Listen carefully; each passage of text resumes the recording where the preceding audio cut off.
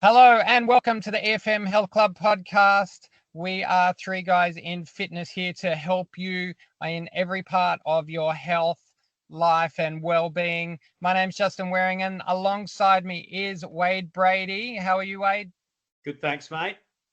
And joining us as our third member of our triangle, Jason Heshusius. How are you? Good, thanks, Justin. How are you? Excellent. Really good. So last week we talked a lot about the AFL Grand Final. We should probably wrap that up.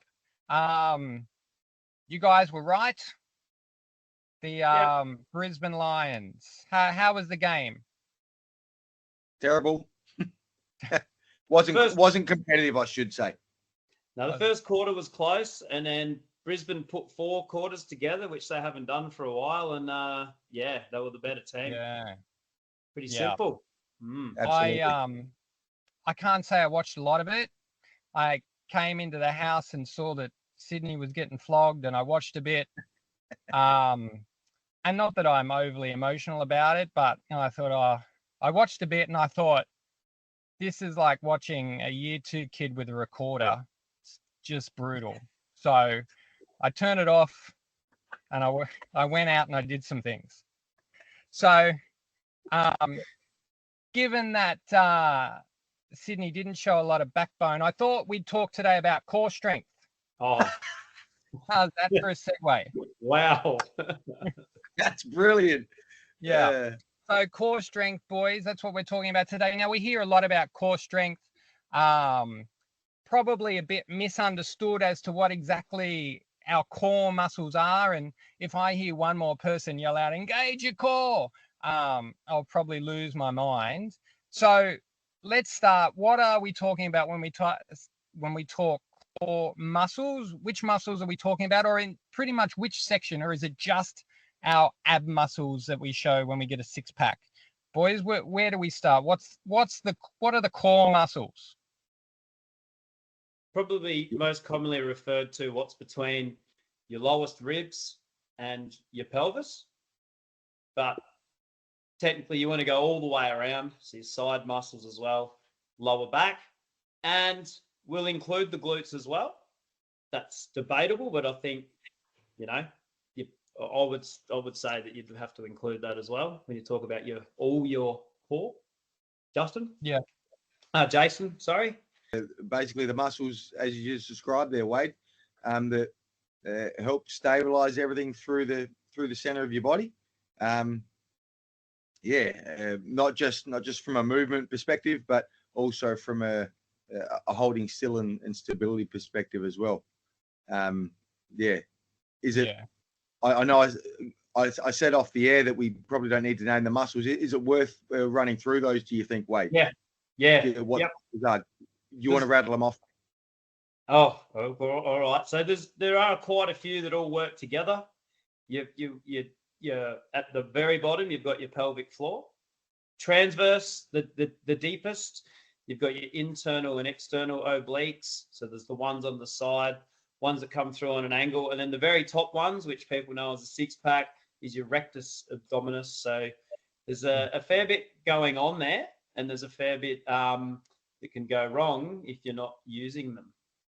Yeah, and then I think about like the top of your like your six-pack there, so your diaphragm, I always include that too. So it's a muscle going up and down, kind of breathing as well.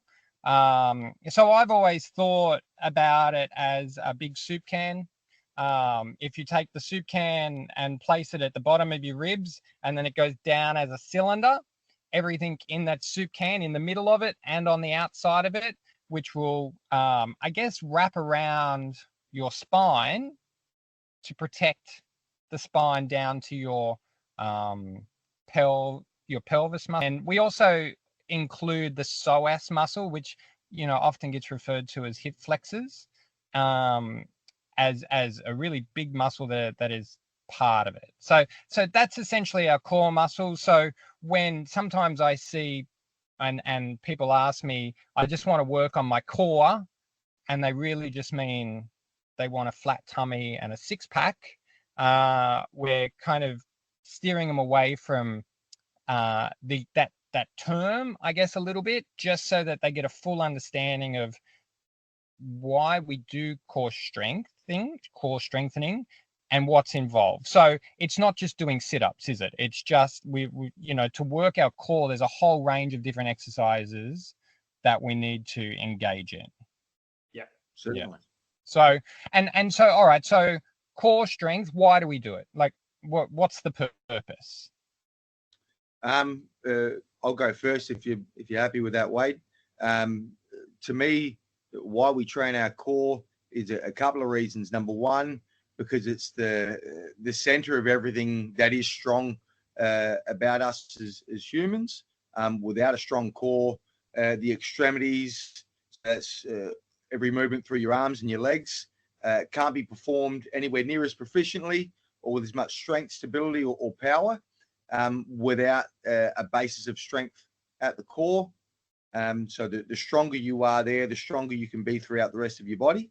The second one, and the one that so many people I think can relate to, is that when the core muscles are weak and or inactive and not doing their job, that puts the burden on other areas of the body who already had their own jobs, their own roles to perform. They've also then got to take on extra burden based on having a weaker core.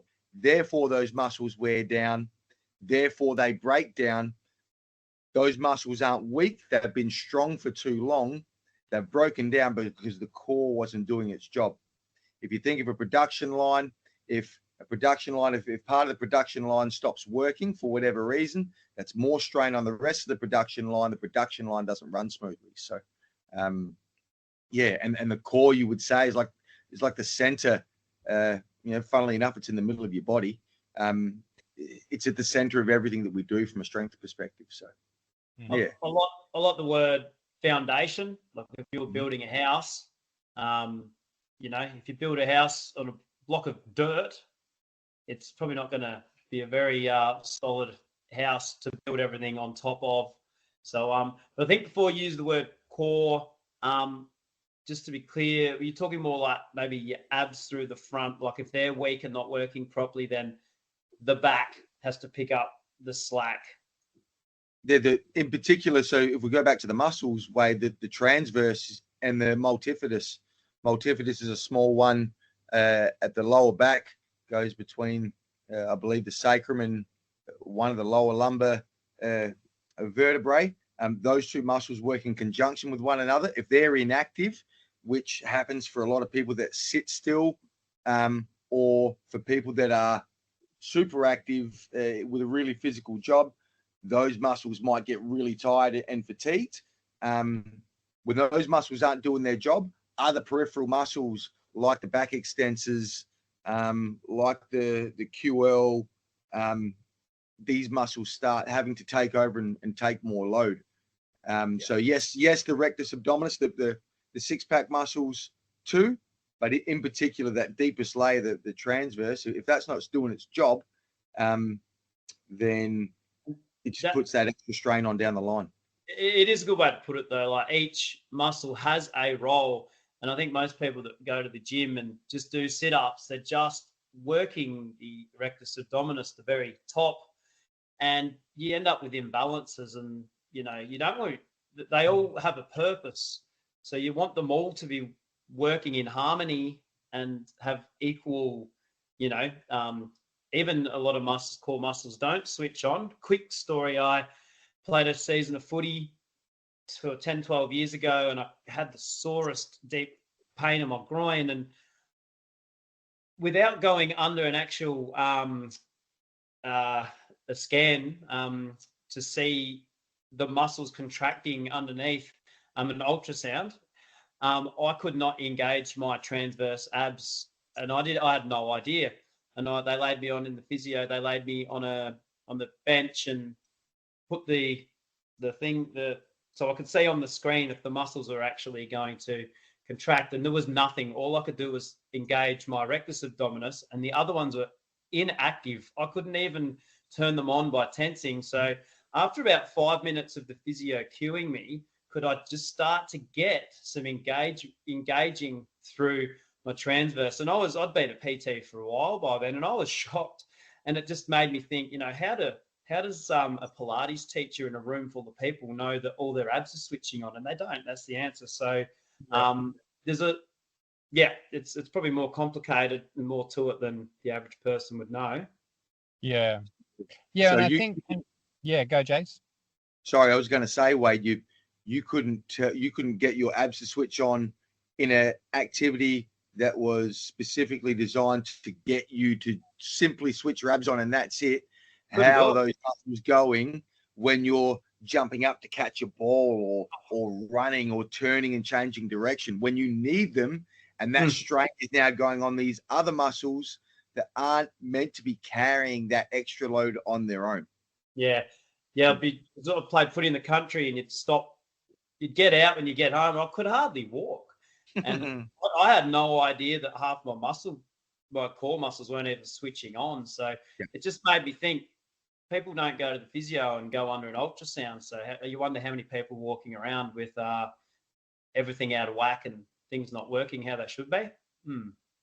For sure. So I guess leading on from there, so if we don't have these muscles activating and working in concert with each other, what I see a lot of, and I seem to have a little bit of a pandemic in my own gym at the moment, because I'm in a larger hospital in Sydney, we have a lot of people sitting all day, every day, or doing work as scientists and being in a like slump position all day, every day.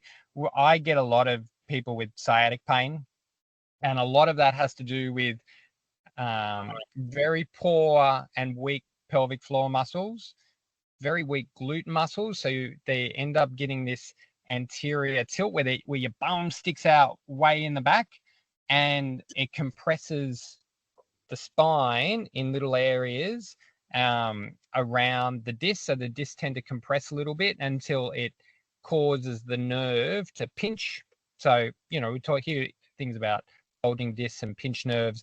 The sciatic nerve runs out of down the back of both of your legs, to put it very simply. And this sciatic pain is really quite excruciating. And a lot of the remedy for that is to both stretch, but long-term to strengthen those lower abdominal muscles down around the pelvic floor, and also to strengthen the glutes, so that we can kind of bring ourselves back in balance. But once you have that pain, my God, people want to get rid of it really quickly, because if you've ever had nerve pain and a compressed nerve, it just shoots pain down, particularly the sciatic nerve, down through your lower back, down all the way down into your foot too at times. So when we talk about strength, as we spoke about strength last week, and the reason we need it, it's not just to look amazing in a bikini or at the beach.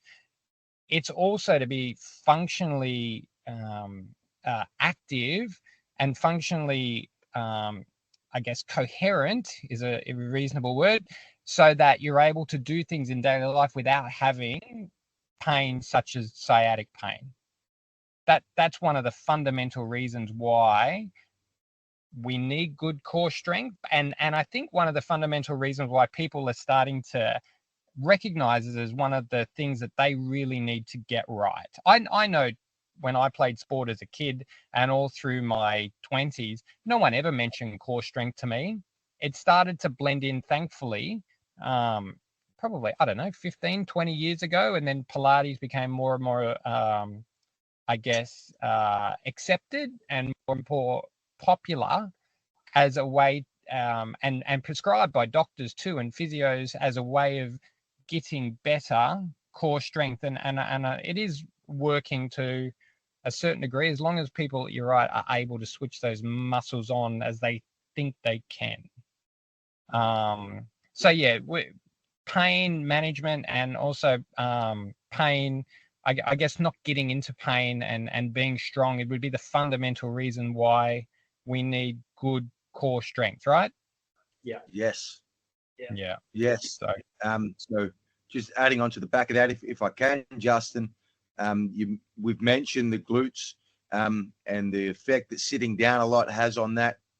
If your glutes if your glutes are at length, so when your knees and so when your hips are bent, your glutes are at length. And when your glutes are at length, they're not having good connection with the brain because the glutes are switched off. And if they spend so much time switched off, they don't just automatically switch back on again. We need to train them to switch on, because if they don't switch on, when you go to use them and need them, like in exercise and especially in high intensity exercise, they won't perform if they're not being trained to perform. Therefore, again, same tune we've talked about earlier, these other muscles do extra. You end up with the anterior tilt that Justin's talking about, and you end up with this sciatic pain, with other kinds of pain, and it's just a world of discomfort. So, is it worth probably bringing up what we've seen as fitness coaches, what we've seen when people go from being in pain to getting stronger? I've noticed for a very long time, 15 years doing this, when you go through people's pre-exercise form, most people tick lower back or mid back, and nearly in every case, if you go back to these people and say, remember when you ticked this box, they'd be of the opinion of like, oh yeah, I used to have a sore back. It's just funny how quickly you forget about it when you're in it.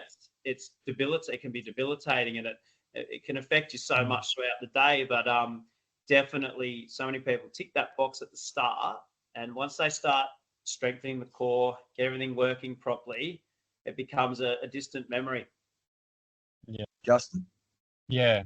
Yeah, exactly the same. So we have a lot of stiff and sore people walking in to the gym for the first time, and it doesn't take very long for them to start to get some mobility back into their overall body. And also they find out how much stronger they are once they start to provide themselves a really good structure through their midsection for doing other exercises. So they're able to lift things. They're able to they're able to press things overhead for the first time without arching. They're able to get out of bed really, really easily without grasping their back to go, oh, I know that was going to be sore. So general mobility is the thing that I see the most improvement in. And it starts from that middle section, and then everything else starts to filter down. They're able to do everything better because they've got that sense of stability through the middle. And they report back, my back doesn't hurt anywhere near as much as it used to, or it doesn't hurt at all now. I used to either wake up with a stiff back, or I'd get to 2:00 in the afternoon with a stiff back. And then with regular exercise, with regular strength training, not just specifically core training, but strength training, lifting weights, all our big movements that we've been talking about, those things also play a part in that strengthening of the core. Yeah, absolutely. I'll just jump in there and say I've made a point in a lot of the sessions I write of saying we've incorporated a lot of core into the functional exercises we're doing today. Like just understand that working your core doesn't always mean, I think it's obvious to us, of course, laying on a floor is not the only way to work your core. Okay, you can do a lot standing up, which is probably more functional. I don't know when you actually do that sit-up movement in real life. I don't think we really do. But there's a lot of exercises we do. And I think when you have sore abs and you do some of these functional exercises, that's when you realize how much you are using your core when you didn't realize otherwise. Yeah. Well, let's rattle off a couple of exercises that people should be looking to incorporate. Some of them are obvious that you would, if you've been involved in anyone else's gym program, whether it be EFM or some other one, or you've Googled core exercises, no doubt you've been given a bunch of ab exercises to do. There are some common ones. So let's rattle off a couple, maybe one for each specific section. So everybody's favorite, a plank exercise. So, and there's different versions of like all strength training, different ways of doing things. So when we talk about a plank, we're talking about an isometric exercise where we're just holding that muscle in place with no joint movement. So everybody hates doing a plank. It slows time down, you know, exponentially, but should be fundamental to work that transverse abdominis, that kind of corset that you have around your tummy, as not a completely everyday exercise, because once you get to a certain point with a plank, it's time to add maybe a little bit of movement. If you can do a plank for a minute, 2 minutes, it's really down to how strong you are mentally. We need to add a little bit of difficulty. There's no point planking. I mean, if you want to impress your friends and do a 10-minute plank, by all means, go for it. You could probably spend the other 8 minutes doing something else. Yeah, Absolutely. increase the Yep. intensity. It's much more time efficient and more beneficial. Yeah. So that's one laying. Something standing, boys. What are we looking at if we want to do a standing core exercise? I'll go. A pole off press is a fantastic. That's isometric, but the load changes. You're moving your arms. Pole off, I always have to look up the spelling of it, PALLOF. It's an anti-rotation exercise. So you're switching on all the way around pretty much to prevent your body from twisting against the force of the band. And another one would be whether it's a weight to your side and leaning side to side, your side bends, standing up. There's other more simple ones where you just lift standing and have your hands out in front and lift your hands up to your knees and don't swing your leg through. But if you, I'm not allowed to say engage your core, but if you concentrate on using your core muscles and not the top of your legs, just standing and very gently, just slowly lifting your knees up. There's another one that you can do on your feet. And then there's more like pushing and the cable machines are really good for working your core when you're on your feet. It's a bit like the pole off press where you're doing a single arm row or a single arm press. Your core is working a lot more than you probably realize. Yep. Yeah. So adding on to the back of that, anything using the cable, anything where you're rotating, whether that's a cable rotation or what we call a wood chop coming down and across, you can come from low to high. You're going to engage your various abdominal muscles in different ways in doing so. Let's not forget about our free weights either. Lifting free weights is a great way, in particular the transverse, things like your deadlifts, all of your major lifts.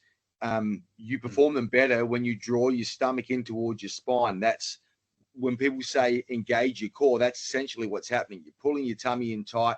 So that if whatever I lift, my body is staying stable and tight, and there's no curvature through the spine as such. So I'm definitely an advocate of using typical strength training for strengthening the core. But there are specific, as you're getting at, Justin, core movements, whether they be standing, sitting, whatever. Some where you're just stabilizing through the core, and some when you're adding, whether it's rotation or some kind of extra movement to add diversity. Well, as a bonus, I might put together a quick 5-minute video of some different core exercises. I'll put in the show notes so that people can follow along if they're really unsure about what to do and how to do it. So I'll put that together and it'll be in the show notes so you can click on the link and follow through. And so just to finish this off, so we've spoken about what it is, why it's important. It's a sentence that I hate, and I've said it, engage your core. Let's go quickly on how we do that. So, Jace, you just touched on it really briefly. What's the best way to engage our core, or at least switch those tummy muscles on at the very least? We keep evolving. One of my trainers the other day used a good one. And if you put your fingers on your belly and cough, you feel them engage. So you can try and emulate that, or you do something like a cable press, for example. And for the lower core, the pelvic floor, it's like if you're doing a weigh and stopped weighing, cut off the weigh. That's another one. And the other one is, and I use this as a bit of a joke with my members, I come along and I pretend to give them a little whack in the bread basket and you brace. So that is probably the best one, because if you saw something coming for your stomach, you'd switch on your core. Yeah. I'd say draw your stomach in and try and make it as small as you can. Stand tall, draw your tummy in, try and make it small. Yeah. Draw your belly button up into your chest. Any one of that. Bring your ribs and your hips closer to one another. Any one of those little triggers will help you switch all of that on and engage your core. A really quick safety one is when you lay on the floor and you're doing anything where you're lowering your legs, like a dead straight-legged raise, that's very advanced, or like a dead bug. Even people under my eye are still getting it wrong. So I could imagine how people are going at home. Because I can feel my lower back's hurting. That's because their lower back is arching as the abs on top are stretching out. So this is where you've really got to use these cues we're talking about and keeping it tight. And as that leg lowers down, you don't want the abs to stretch out, or else you can have problems on the other side with your lower back lifting off the mat. So you want your lower back to stay just off the mat and not change shape, or even touching is another way you can put it. Perfect. Yeah. All right, boys, we might leave it there. Don't forget to click on the link down in the show notes if you want to see me demonstrating a few core exercises that you should incorporate into your routine if you don't currently have one. That'll do us for today. Don't forget to subscribe and follow along on any of your podcast players. If you'd like to comment or have any suggestions as to content that you'd like to see us do, please reach out and do so. That is it for us. That's the EFM Health Club podcast. We will catch you soon. See you next week, guys.